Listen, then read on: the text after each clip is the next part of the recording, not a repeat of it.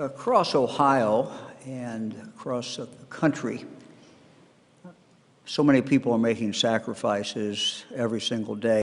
Update on the coronavirus in Ohio. My son-in-law, Bill, sent me a tweet that he just saw from one of his former runners. Bill is a coach at Thomas Worthington.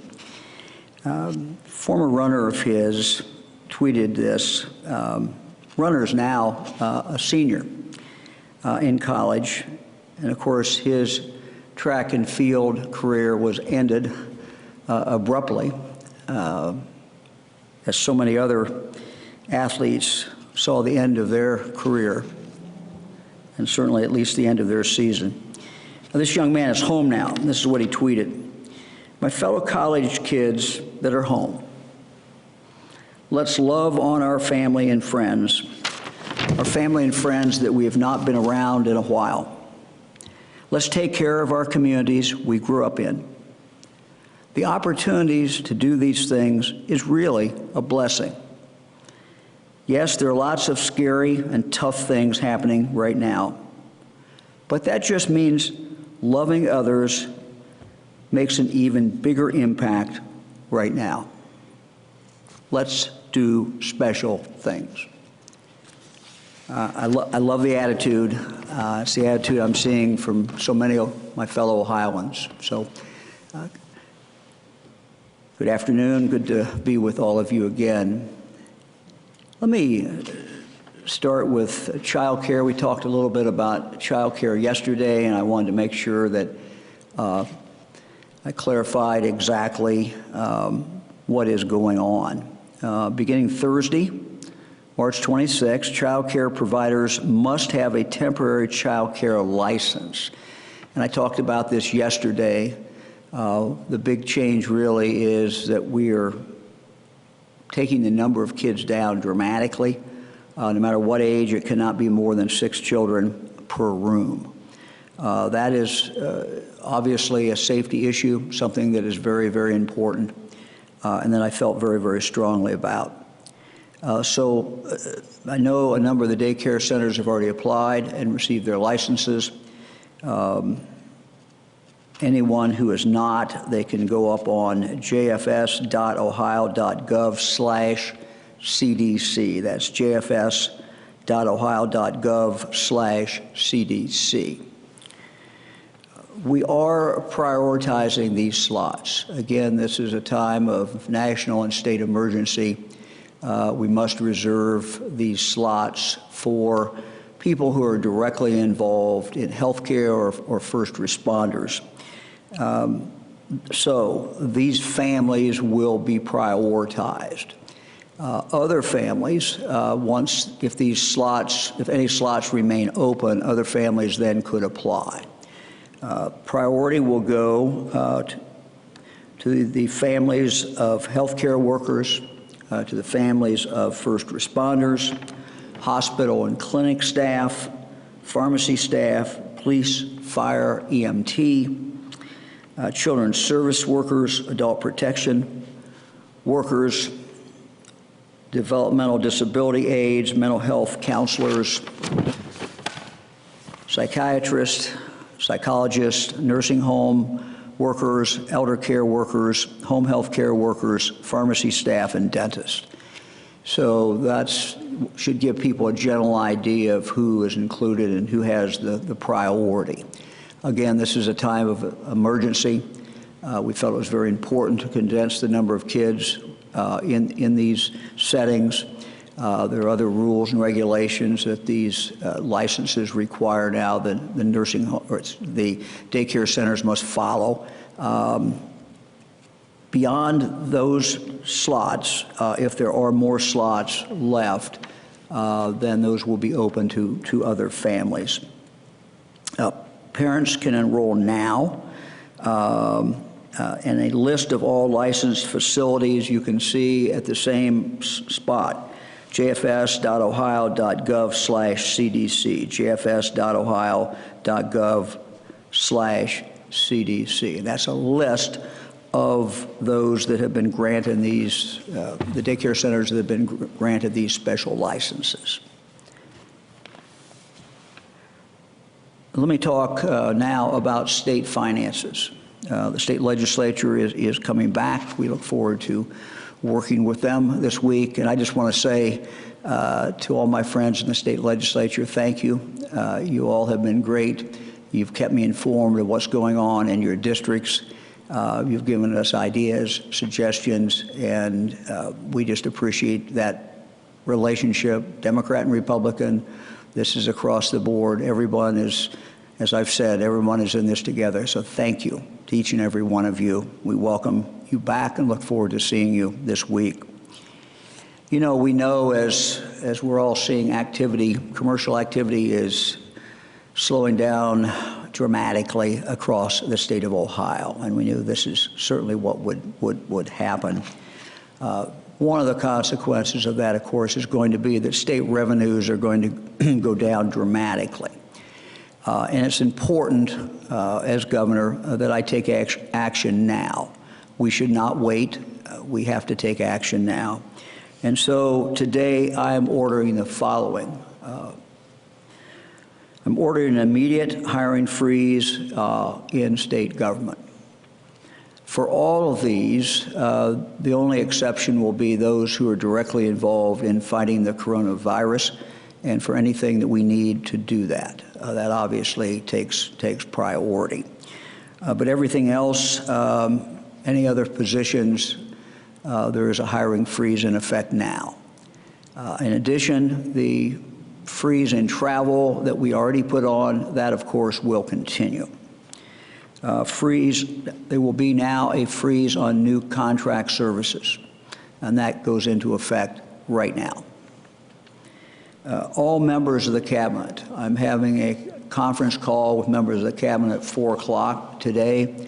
We've already instructed each one of them to look for cuts that they can make immediately in their budgets and in their spending. We're looking at cuts of up to 20%. Again, some of the departments, because of the nature of the work, will not be able to do that, but many can. And so we're looking to the departments to start coming together with a list of things that can be cut. We have also pulled back requests to the State Controlling Board to spend money on a variety of different projects. The earlier we start slowing down the spending, the more impact, obviously, it's going to have. And so we are doing that right now. Let me talk for a moment, and I know Dr. Acton will talk about the stay-at-home order. That stay-at-home order, of course, goes into effect at 11:59 tonight. And as we have talked about in the past, it is basically what we've been asking all Ohioans to do for the last few weeks, and that is stay at home. Only go out for essential trips. You certainly can go out to get food, groceries, go to the pharmacist, go to the doctor. These are essential things that you will need to do, of course. But the goal, again, is to keep that distance from people. So very, very important. I know businesses are looking at the list that we put out yesterday and the guidance that we put out to see whether or not they can be open or closed. If you fall under an exception, and then certainly, and you're an essential service, then certainly you can, in fact, stay open. If you're in the supply chain for an essential service, you obviously can stay open as well. If you do not fall under that category of essential services, essential production, or not, and you're not in that supply chain, then of course you will have to close at 11:59 tonight. Let me now turn to Dr. Acton, who will give you a report in regard to where we are today. Thank you. Okay, good afternoon, everyone. Today I'd like to begin, as I always do, with our numbers. At this moment, earlier today when we finalized our statistics at 2, we had 442 cases as I've said all along, we are very limited in our testing right now. We do have many pending testing kits that are at private labs, but we do know our Starlight from the past right now has 442 cases in Ohio with an onset of February 7th to as recently as March 23rd. Our age range at this point is from less than 1 year, we classify all infants as less than 1 year, to as old as 93 years of age with a median age of 52. We have 104 hospitalized and 6 deaths to report. We have others that are under investigation. I say that because I know often you're hearing things in the media at a local level before things are confirmed in our state system. So I just want to acknowledge that even my statistics I give you are shot in time. They're not what's happening hour to hour. We have 46 of our counties reporting cases and community spread at this point. And we have numerous clusters that are under investigation. I want to talk about a couple things today. First of all, I do want to talk to our nursing home colleagues out there. I've had the good fortune of talking to some of the nursing homes. I'm hearing amazing stories from the front lines of folks doing really incredible acts of courage and kindness, from people coming by and visiting and doing things in the windows that have really lifted the spirits of the staff inside. We have, in some of these clusters, over 70-some people involved, so that's a number of staff, so there are less staff, and those staff are working tirelessly to really take care of those residents.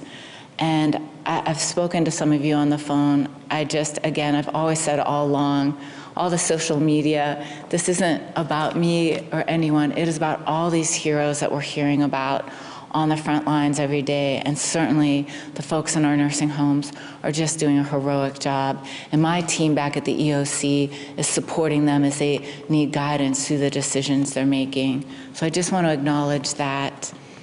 I want to say something to our hospitals. Thank you again. We're working with you tirelessly, and starting tomorrow, we're going to be doing more data explanations of what our capacity is within our hospital system. You see that happening in some of the states who are ahead of us. And we're going to start giving you some of those daily updates on numbers and graphics. Our hospitals have been hard at work creating a cohort system and getting that data out with us. So stay tuned, but a very important thing to our hospitals, we're doing some testing in-house, we're doing some through private labs. Those private labs are lagging quite a bit. So we really need all our hospitals to report ASAP their data to the Ohio Department of Health and the CDC. We have to know the results of those tests as they occur. It really helps us do our work a lot better. To our primary care docs and other practitioners out there, we're going to be giving new guidance soon, but I want you to think about treating this virus, most of whom the folks will be treating are at outpatient basis. I want you to really take advantage of the telemedicine and phone flexibility that my great colleagues have created for you. What we want to do is take care of that 80% of outpatients the same way we would take care of stroke and MI. We have to, here on the fly, create a system of timing is everything. The same way that every minute matters. That is true for treating coronavirus. So we want you to do a great case history. If there's anyone at home sick, in the household, or the individual is sick. So don't just ask about the person, ask about everyone in their household. Anyone sick needs isolated, and folks exposed in that household need quarantined immediately. You don't need a test to do that. Treat it the same way. We got to get in that same rhythm. You go in an ER, and in 10 minutes you have to have done an EKG. Well, at home, the second a patient reaches out to you, even without a test, do that history. Get them in isolation and quarantine at home. Tell them what to look for worsening symptoms. and keep in close contact by phone or through telemedicine tools. Everything we can do without having face-to-face is important, because we now know that some of the greatest spread is coming in our nursing homes and hospitals and in our visits where we're keeping, on short PPE. We know that we can have potentially a provider going to multiple nursing homes and then going to the hospital. And that has been a source of spread we're learning all around the country. But then the more you can keep patients at home and not in your waiting room and conserve that PPE, the better. So that brings me to the next thing, our PPE. My team for the media is putting together some numbers of the PPE. We have a very limited supply we have received federally, and we have a small stash that we had here in our I should say cache. I always want to say stash, but it's cache is the formal term. Here in our state. We are getting that out to our local health departments today. We'll give you more on that. We're saving 20% back, but everything we have is going out today so that we can arm folks on the front lines. In the meantime, we're waiting federal shipments of more PPE, which we need desperately, and our businesses here in Ohio are starting production and working on ways that we can create our own. But we've got to get out what we have right now. Local health departments, I spoke with you all on the phone late last evening. We're getting that to you. But I have to tell you, don't be surprised. We're talking small boxes. We're not talking truckloads of PPE. That is the truth. That is reality. We'll share those numbers with the media. I don't have them on me, but we're getting everything we have out to you except a very small amount. We're holding back for some of the clusters and really acute situations. The game of all of this, folks, and it's so important, and I'll go back to our curve. We are clearly moving up our curve. And you're hearing a lot in the media right now, different people who do sort of the modeling that we've been using as our guidance. And I want to talk very, very specifically about the work that was done by David Katz, New York Times editorial yesterday. So it's really important for folks out there doing this modeling to talk to those of us on the front lines. There's a world of what is ideal, and if we had time to build it, and then there's a reality of what's happening on the front lines. We are in a situation in the short term where we have to do everything in our power to get people to stay at home. We have absolutely got to slow the spread, which we can only do by really great contact investigation and testing, which we have very limited supplies of, and by keeping people doing social distancing. The lockdown that you're hearing about that is going on, which is really our stay-at-home order, is crucial in these next few weeks.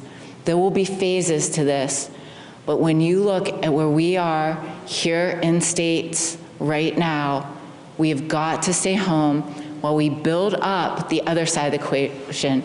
Stop transmitting, stop spread, other side, build hospital capacity.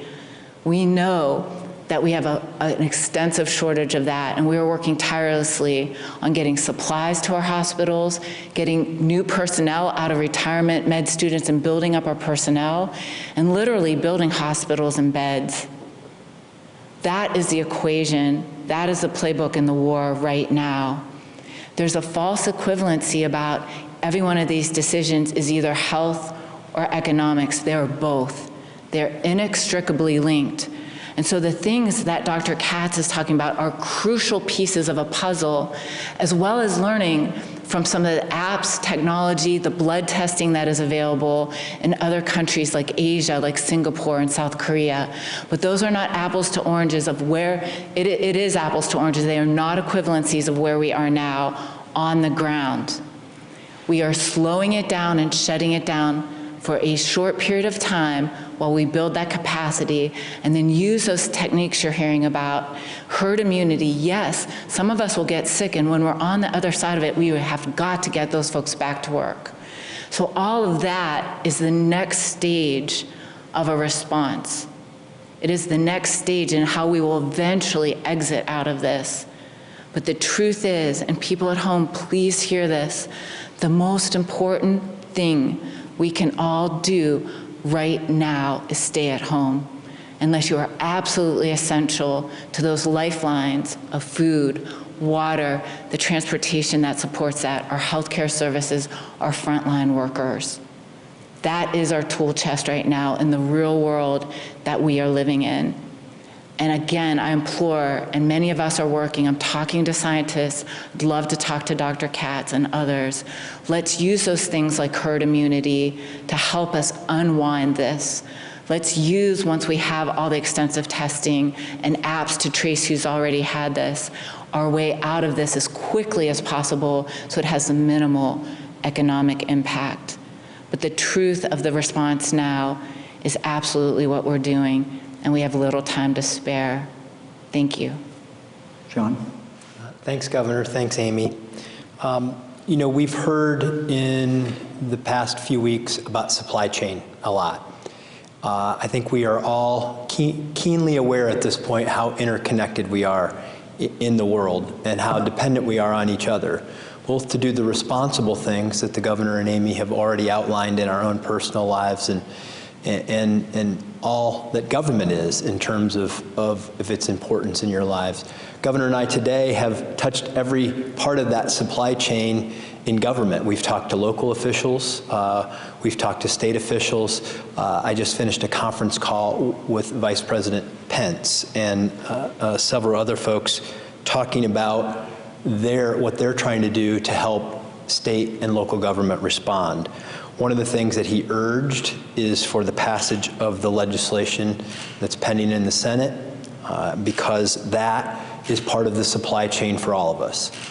It provides for unemployment benefits. It provides for direct benefits for people during the. And one thing that's crucial is the support that the states will need to do the things that Dr. Acton needs to do and to help support and minimize the challenges that we all face that the governor so rightly outlined earlier on today. And we get a lot of advice. We get a lot of advice on what we should do, and we appreciate it from all across the state. It is always that balance between acting quickly, trying to do what's right in the health interests, and being mindful of the impact on people and business in their daily lives. After the stay-at-home order came out yesterday, we heard from a lot of businesses. If I were to summarize two things, it's this: that they get it, that they have to, as outlined in the governor's executive order, if they are an essential business, they have to operate in a safe and healthy manner and follow those guidelines so that they are creating a safe atmosphere for people to come to work, because they are an important part of the supply chain of food and other important things that we all need. And they've asked me, the businesses asked me, they said, look, we will step up to the challenge of creating a healthy work environment, but they need people who are part of that essential employment base to be there too, and we appreciate all that everybody is doing to make sure that that happens. We are, that order stands ready to hold the employers of the state accountable for creating a healthy environment for you to work if you have to, and I want you to know that we are serious about it. Lastly, I will just want to say something in support of what the governor's actions are on making early, this is like the pandemic. The earlier you make these decisions, the better off we're going to be in state government funding. Unfortunately, this is my third major crisis that I've had to deal with as a public servant. Twice in the legislature, we dealt with 9/11 and then the financial crisis and now the coronavirus pandemic. And all of them bring unique challenges. Every one of them is a little bit different than the other. But what happens with all of them is that state revenues go down. Remember, we have to balance the budget. State revenues go down and demand for health and human services, which have a cost to them, go up. And so we are doing the belt tightening very early on to help create the best possible long-term safety net that government can be there to help you. And that's why the governor's actions on this are so very important. And we ask that everybody, we know this is going to affect local governments too, that we all get ready to prepare for the long run in helping supply the essential safety net and services that people need. The earlier we prepare, the better off we'll be. and we're grateful for the way the Ohioans are pulling together. We are all in this together, as it said, and Team Ohio is going to get through this. We're going to win.